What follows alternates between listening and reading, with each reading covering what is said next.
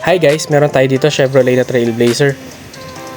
So initan mo natin tong headlight niya sa spray ng ating magic gamot para medyo mapabilis ang pagbukas. So kita nyo hindi nasira yung channel ng kanyang headlight housing. Saka itong lens cover ay safe na safe din. So lilinisin na lang natin yan mamaya. Una itong channel, tanggal mo na yung Permaseal. Eto na nga pala, nung naikabit ko na yung projectors, kabilaan na yan. Tapos nakakalibrate nga pala yung tutok ng ating projector saka yung pagkaupo ng bowl. So ayan siya. Medyo technical pero sana magets nyo.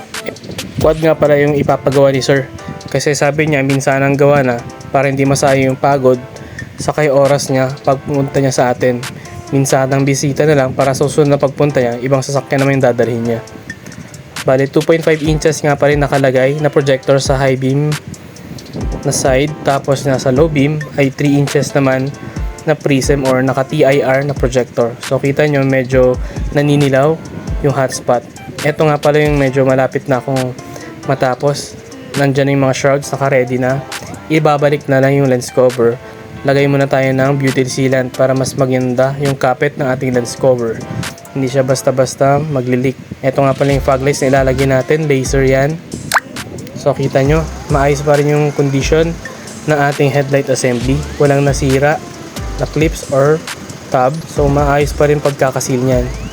Ito nga pala yung fog lights na nilagay natin. So ayan, may kita yung laser niya pag nag-high beam kayo.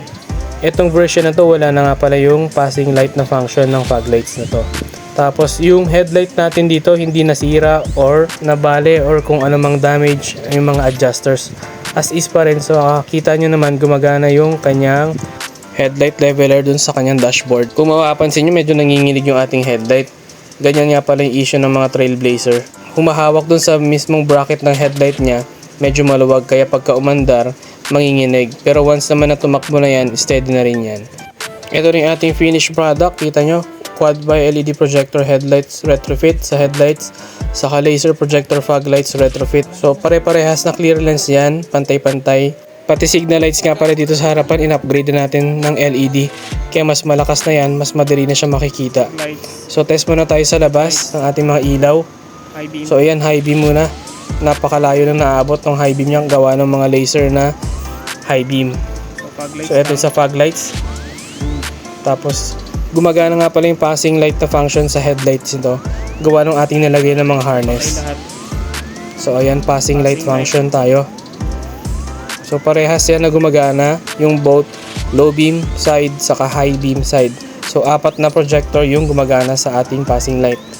Tapos ito nga pala yung fog lights natin, medyo mas malapad na yung naabot. So para mas makita ni sir yung kanyang dadaanan kasi madalas ang biyahe ni sir ay gabi. Laging nasa kalsada yan. Kaya kailangan maliwanag talaga yung ilaw niya. Kung interested kayo, message nyo lang ako. Garage 58 Retrofit Works.